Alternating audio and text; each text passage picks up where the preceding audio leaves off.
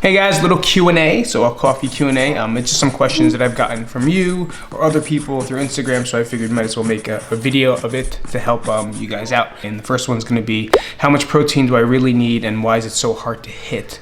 Very simple question. It's super hard to hit because we're not used to eating that much protein. I can say if you grew up from the 70s to the 80s and 90s, protein was not looked at as a really healthy food, right? It gave people heart attacks, it clogged arteries, and yes, certain types of meats or proteins do that, like hamburgers, higher fat ones. I don't even want to say steak, but fried foods or fried proteins like chicken wings and chicken cutlets, I guess, even though those are delicious. Fried chicken, trying to think of anything beef that is, I guess, burgers. People put butter on it and slab it in. Again, the amount of calories that are inside it. And when you do have a higher fat protein, you do increase the calories by a lot more than a leaner piece of protein, which is why they say a leaner piece of chicken, a leaner piece of beef, a lean fish. We were taught to not eat protein. So for us to change that habit within a week or two, it's kind of tough. So we have to gradually increase protein by gradually increasing the amount that we need, right? And the question is, how much protein do you need? We always suggest 1 gram of protein per body weight if you're looking to retain that muscle, but even more closer is whatever your goal weight is, and not your 10-year goal weight, but the goal weight within the next 3 months. So if you're looking to lose 10 pounds, say you're 200 pounds, you want to lose 10 pounds, your goal is now what? 190. So trying to get 190 grams of protein. And then when that changes, right? And now you want to lose, now you're 190 pounds, now you want to lose 10 more pounds because you optimally have some room for it, then you go to 180 grams of protein. Does that make sense? That is the goal to hit. It's not going to happen every single day. Trust me, it's a very hard thing to do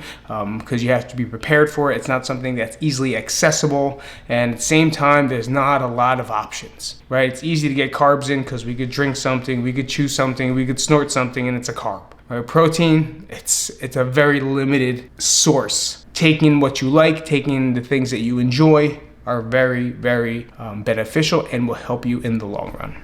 Number 2, what should I eat before and after a workout? It depends. What should you eat before and after the workout is a question. It all depends. I used to say eat an apple with some peanut butter. Like, that's what I used to say because I think people needed it beforehand or so. I don't like to eat anything before my workouts. If anything, I could drink a coffee and I'm fine, right? I could go without anything. And then again, it depends on the type of workout. Like, am I doing a strength session, a cardio session, a long walk, a fast? It depends. Am I doing jujitsu? Like, I guess you can say whatever makes you feel best and feel the most effective, then you do it. Now, here's the factor. A lot of people don't or do work out in the morning and don't like to eat. It's too early, right? So you don't have to. You don't have to sneak something in for energy. Your energy is from your food prior. So whatever you ate last night, that's gonna be your energy source. Whatever you're eating beforehand, before you even get to working out, it's not even gonna break down and store yet, right? The stored energy you're using is from yesterday. Right now, if you're working out at nighttime, well then now you'll be using some of the things you ate for breakfast or the things you ate for lunch, and those are the fuels that you're gonna be going through, while the food from yesterday was what kind of carried you over throughout the day. What should you eat after your workout? Preferably, I'm still stuck in I need to get carbohydrates, I need to get protein, no fats. It's just a very bodybuilder style of thing for me. And that's why I take a protein shake after a workout.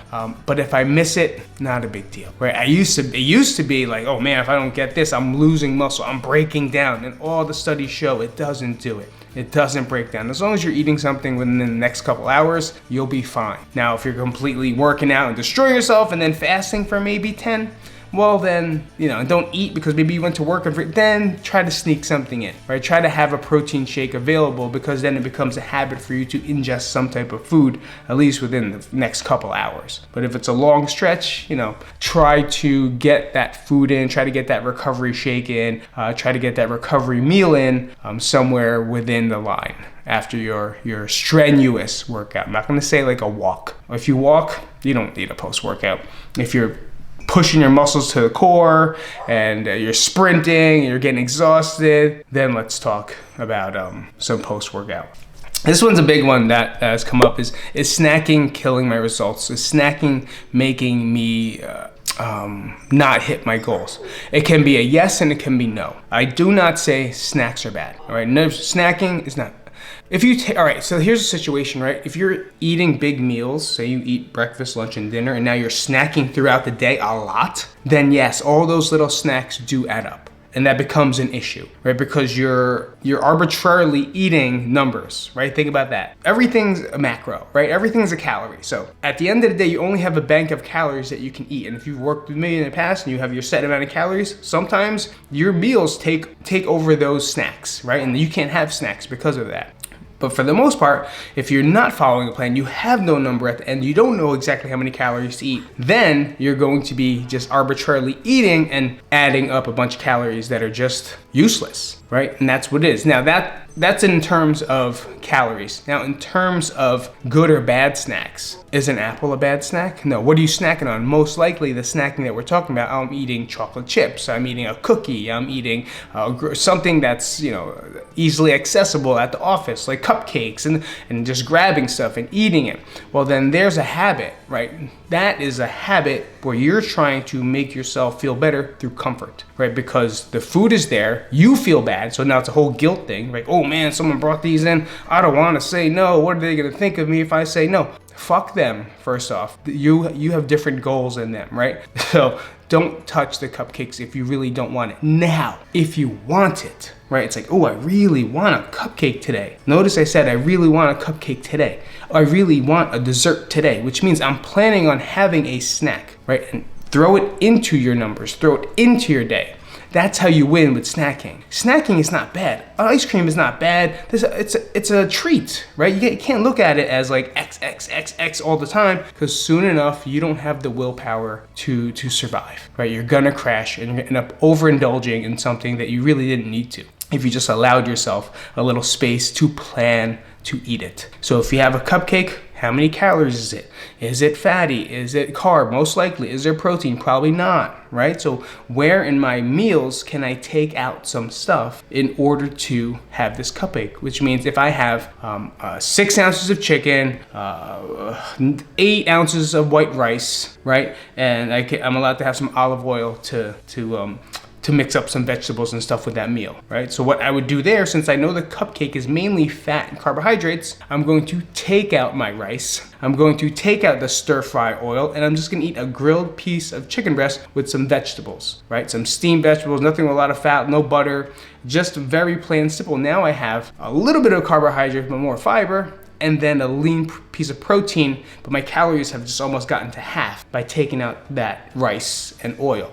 And now what I can do is what we call flexible dieting. I can take that cupcake and add it to the end of that meal. You know, a lot of times it happens at dessert. We do it at home all the time. It's like, oh man, do I want rice or do I want like an extra bowl of granola? For me, that's dessert because I can't eat a lot of shit, right? So let me just pretend like I'm a normal person. I want a brownie. So I'll take a chicken with some steamed vegetables, or, you know, lightly salted vegetables, or even just a salad. And now I have half the calories, and now I'll replace that with my brownie. I'll replace the rice with the brownie. Whereas normally I would have rice, some type of a sauce with that. So hopefully that answers your questions on those. There's a lot more, but I'm going to take a break and just give you those 3 for now. Let me know if you have any other questions. The next question I'm gonna go over is, how do I stay on track when my family eats like crap? Well, we just kind of talked about that, but we can't say fuck them, right?